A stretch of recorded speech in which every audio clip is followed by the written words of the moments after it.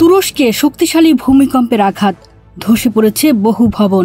তুরস্কে শক্তিশালী ভূমিকম্প আঘাত হেনেছে। রিখটার স্কেলে এই কম্পনের মাত্রা ছিল ৬.১।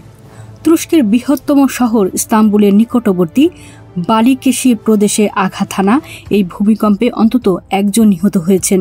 এছাড়া বহু ভবন ধ্বংস হয়ে গেছে। সোমবার ১১ আগস্ট এক প্রতিবেদনে এই তথ্য জানিয়েছে ব্রিটিশ সংবাদ মাধ্যম বিবিসি।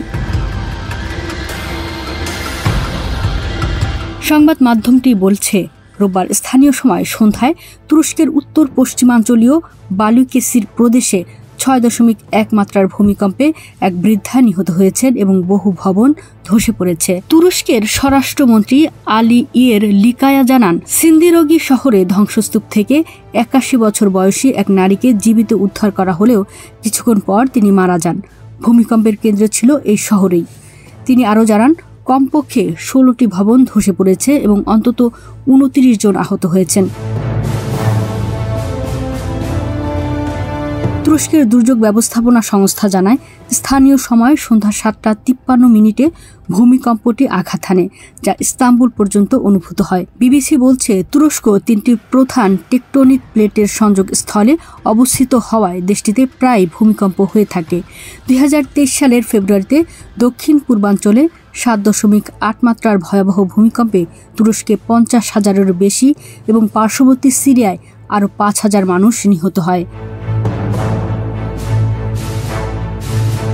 বিধ্বংসী সেই ভূমিকম্পের ২ বছরেরও বেশি সময় পেরিয়ে গেলেও সে সময় বাস্তুচ্যুত হওয়া কয়েক লাখ মানুষ এখনও ঘরে ফিরতে পারেননি। বালিকেশির প্রদেশের সিন্দিরকি এলাকায় কয়েকটি ভবন ধসে পড়েছে বলে খবর পাওয়া গেছে। স্থানীয় মেয়র সেরকান সাক জানিয়েছেন, শহরের কেন্দ্রে একটি ৩তলা ভবন ধসে পড়লে সেখানে থাকা ৬ বাসিন্দার মধ্যে ৪ জনকে জীবিত উদ্ধার করা হয়েছে, আর বাকি ২ জনকে উদ্ধারের চেষ্টা চলছে। তুরস্কের দুর্যোগ ও জরুরি ব্যবস্থাপনা কর্তৃপক্ষ জানিয়েছে, মূল ভূমিকম্পের পর একাধিক আফটারশক হয়েছে, যার মধ্যে একটি ছিল ৪.৬ মাত্রার। কর্তৃপক্ষ ক্ষতিগ্রস্ত ভবনে প্রবেশ না করার জন্য নাগরিকদের সতর্ক করেছে।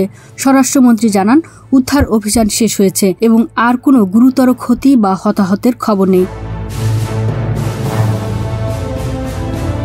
তবে সিন্দিরগি থেকে প্রকাশিত ছবিতে দেখা গেছে বড় বড় ভবন সম্পূর্ণ ধসে গেছে এবং ধ্বংসস্তূপের বিশাল স্তূপ তৈরি হয়েছে।